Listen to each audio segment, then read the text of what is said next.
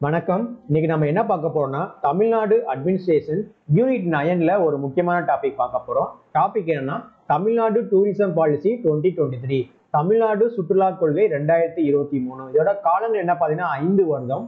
2023ல இருந்து 2028 வரைக்கும். Term period என்ன பார்த்தீங்கன்னா 5 இயர்ஸ். 2023ல இருந்து 2028 வரைக்கும் இந்த பாலிசி வந்து நடைமுறைப்படுத்துவாங்க. இதோட மெயின் நோக்கம் என்ன அப்படின்னு சொல்லி பார்த்தோம்னா to attract investments of rupees 20,000 crore into the tourism sector over the next 5 years. சுற்றுலாத்துறையில 20,000 கோடிகள் முதலீடுகளை ஈர்ப்பதற்காக இந்த நோக்கம் கொண்டது அப்படின்னு சொல்லி போட்டிருக்காங்க. அதோட மெயின் எய்ம் என்ன பார்த்தீங்கன்னா 20,000 கோடி முதலீடுகளை ஈர்ப்பதற்காக கொண்டு வந்த திட்டம் தான் அது தமிழ்நாடு டூரிசம் பாலிசி 2023. அடுத்து to contribute at least 12% to the GSDP annually. So India லெவலில் நம்ம பார்த்தோம்னா ஜிடிபி அப்படின்னு சொல்லி சொல்லுவோம். இதே ஸ்டேட் லெவலில் பார்த்தீங்கன்னா ஜிஎஸ்டிபி அப்படின்னு சொல்லி சொல்கிறோம். ஒட்டுமொத்த உள்நாட்டு உற்பத்தியில் குறைந்தபட்சம் 12 விழுக்காட்டிற்கு பங்களிப்பது, அதுதான் to contribute at least 12% to the GSDP annually. அடுத்து to reach 5 lakh followers on official social media. அதிகாரப்பூர்வ சமூக ஊடகங்களில் 5 லட்சம் பின் தொடர்புகள், ஸோ ஃபாலோவர்ஸ் இருக்கிறதுக்காக இந்த மாதிரி ஒர்க் பண்ணும் அப்படின்னு சொல்லியிருக்காங்க. அடுத்து to employee 25 lakh people in Tamil Nadu. தமிழ்நாட்டில் 25 லட்சம் பேருக்கு வேலை வாய்ப்பு வழங்குறதுக்காக இதோட நோக்கம் கொண்டது அப்படின்னு சொல்லி போட்டிருக்காங்க. So Tamil Nadu tourism policy 2023 time period என்ன 2023ல இருந்து 2028 வரைக்கும். நோக்கம் என்ன, சுற்றுலாத்துறையில 20,000 கோடி முதலீடுகளை ஈர்ப்பதற்காக, அப்புறம் ஒட்டுமொத்த உற்பத்தியில 12 விழுக்காடு இருக்கணும் அதுக்காக, அப்புறம் 5 லட்சம் பேர் ஃபாலோவர்ஸ் இருக்கணும், அப்ப 22 லட்சம் பேருக்கு தமிழ்நாட்டில் வந்து வேலை வாய்ப்பு வழங்குறதுக்காக கொண்டு வந்த திட்டம் பேர் தான் தமிழ்நாடு டூரிசம் பாலிசி 2023. இதே மாதிரி இன்னொரு யூனிட் நம்பர் 9ல தமிழ்நாடு அட்மினிஸ்ட்ரேஷன்ல ஒரு முக்கியமான கரண்ட் அஃபேர்ஸ் டாபிக்கோட நாளைக்கு பார்க்கலாம். நன்றி, வணக்கம். வணக்கம். நம்ம இன்னைக்கு தமிழ்நாடு அட்மினிஸ்ட்ரேஷன் யூனிட் 9ல ஒரு முக்கியமான டாபிக் பார்க்க போறோம். என்னன்னா 3 தமிழ் பெண்கள் உதவி அர்ச்சகர்களாக நியமனம். 3 Tamil Nadu women to become assistant priest in temples அப்படின்னு சொல்லி போட்டிருக்காங்க. As per பஞ்சராத்திரா ஆகமா. பஞ்சராத்திரா ஆகமத்தை தொடர்ந்து அர்ச்சகர் பயிற்சி பள்ளி ஸ்ரீரங்கநாதர் கோயில் ஸ்ரீரங்கத்துல வந்து பாத்தீங்கன்னா அந்த பயிற்சியை முடிச்சுட்டாங்க.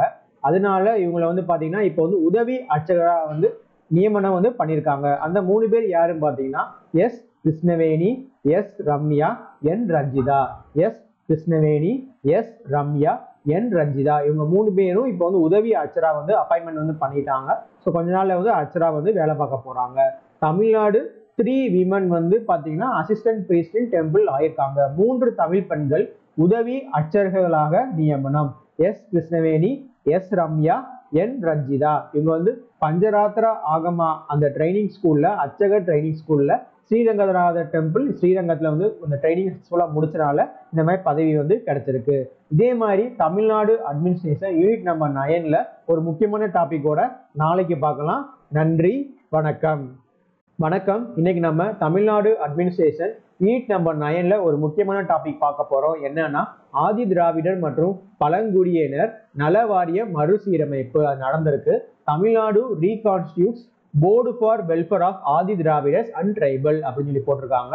இதுக்கு அதிகாரப்பூர்வ தலைவர் யாரு அப்படின்னு சொல்லி பார்த்தோம்னா எக்ஸ் அபிஷியல் சேர்பர்சன் யாருன்னு பார்த்தோம்னா minister for Adi Dravidar and tribal welfare.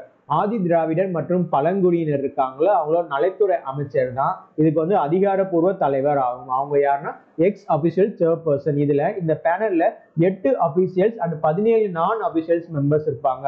இந்த குழுல 8 உத்தியோகபூர்வ மற்றும் 17 அதிகாரப்பூர்வமற்ற உறுப்பினர்கள் வந்து இருப்பாங்க. 8 உத்தியோகபூர்வ மற்றும் 17 அதிகாரப்பூர்வமற்ற உறுப்பினர்கள் இருப்பாங்க. இதுதான் ஆங்கிலத்துல 8 அபிஷியல்ஸ் 17 நான் அபிஷியல் மெம்பர்ஸ் வந்து இருக்க போறாங்க. So Tamil Nadu reconstitutes board for welfare of Adi Dravidar and tribals. Ex officio chairperson யாரு, minister for Adi Dravidar and tribal welfare. இதே மாதிரி தமிழ்நாடு அட்மினிஸ்ட்ரேஷன் யூனிட் நம்பர் 9ஓட ஒரு முக்கியமான டாபிக்கோட நாளைக்கு பார்க்கலாம். கிட்டத்தட்ட யூனிட் நம்பர் 9ல நம்ம வந்து கிட்டத்தட்ட ஒரு 100 வீடியோஸ் போட்டிருக்கோம். அதை ஃபுல்லா பாருங்க. கரண்ட் அஃபேர்ஸ் வந்து ரொம்ப ஹெல்ப்ஃபுல் ஆகும். நன்றி, வணக்கம். வணக்கம். இன்னைக்கு நம்ம தமிழ்நாடு அட்மினிஸ்ட்ரேஷன் யூனிட் நம்பர் 9ல ஒரு முக்கியமான டாபிக் பார்க்க போறோம். என்னன்னா advanced edge innovation conclave. Topic என்ன, advanced edge innovation conclave. Advanced edge புதுமை மாநாடு எங்க நடந்துச்சுன்னா 6வது செப்டம்பர். ஸோ செப்டம்பர் 6, 2023 இப்போ நடந்துச்சு. எங்க நடந்துச்சுன்னா கோவையில் தகவல் தொழில்நுட்பம் மற்றும் டிஜிட்டல் சேவைகள் அமைச்சர் பழனிவேல் தியாகராஜன் தொடங்கி வைத்தார். ஸோ கோவையில் தான் ஃபங்க்ஷன் நடந்திருக்கு. அதை தகவல் தொழில்நுட்பம் மற்றும் டிஜிட்டல் சேவைக்கான அமைச்சர் பழனிவேல் தியாகராஜன் இருக்காங்களா அமைச்சர், அவங்க தான் வந்து ஓபன் பண்ணி வச்சிருக்காங்க. இதோட பர்பஸ் என்ன, இதோட எய்ம் என்ன பார்த்தீங்கன்னா, குறு சிறு மற்றும் நடுத்தர நிறுவனங்களில் புரட்சியை ஏற்படுத்தும் நோக்கில் தொடங்கப்பட்டது. Aim to revolutionising micro small and medium enterprises MSME. Aim to revolutionising micro small and medium enterprises MSME in Coimbatore. இதுதான் அட்வான்டேஜ் இன்னோவேஷன் கான்க்ளேவ். எப்போ ஸ்டார்ட் பண்ணாங்கன்னா செப்டம்பர் 6. எங்க நடந்துச்சுன்னா கோவையில் அமைச்சர் பழனிவேல் தியாகராஜன் வந்து தொடங்கி வைத்தா. இது எதுக்குன்னா குறு சிறு மற்றும் நடுத்தர நிறுவனங்களோட புரட்சியை ஏற்படுத்தும் நோக்கில் தான் தொடங்கி வச்சிருக்காங்க. இதே மாதிரி தமிழ்நாடு அட்மினிஸ்ட்ரேஷன் யூனிட் நம்பர் 9ல ஒரு முக்கியமான டாபிக்கோட நாளைக்கு பார்க்கலாம். நன்றி, வணக்கம்.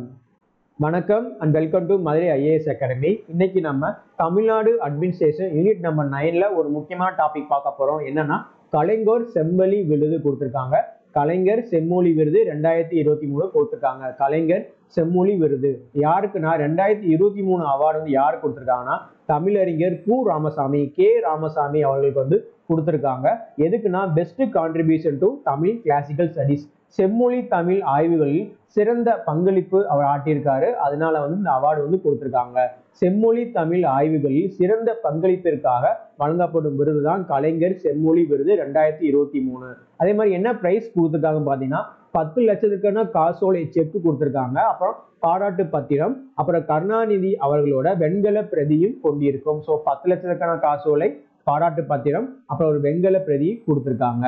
இது வந்து 2023 கலைஞர் செம்மொழி விருதை வந்து ராமசாமி அவர்கள் வந்து ஜெயிச்சிருக்காங்க. அதே மாதிரி 2020 இந்த விருது வாங்கினது யாருன்னா M ராஜேந்திரன். 2021 பாத்தீங்கன்னா நெடுஞ்செழியன். 2022 லூயிக் சேவியர், இவர் வந்து பிரெஞ்சு நாட்டை சேர்ந்தவர். ஸோ இந்த மாதிரி 2020, 21, 22, இப்போ 2023 ராமசாமி. ஸோ இந்த ஆர்டர் கொடுத்துட்டு கலைஞர் செம்மொழி விருது வந்து யாரு முதல்ல வாங்கினா அந்த மாதிரி ஆர்டர் கேட்பாங்க பாருங்க. லூயிஸ் சேவியர் 2022, 2021 நெடுஞ்செழியன், 2020 வந்து M ராஜேந்திரன், இப்போ 2023 பாத்தீங்கன்னா ராமசாமி அவர்கள் வந்து விருது ஜெயிச்சிருக்காங்க. இதே மாதிரி தமிழ்நாடு அட்மினிஸ்ட்ரேஷன் யூனிட் 9 ஒரு முக்கியமான வீடியோ கூட நாளைக்கு பார்க்கலாம். நன்றி, வணக்கம்.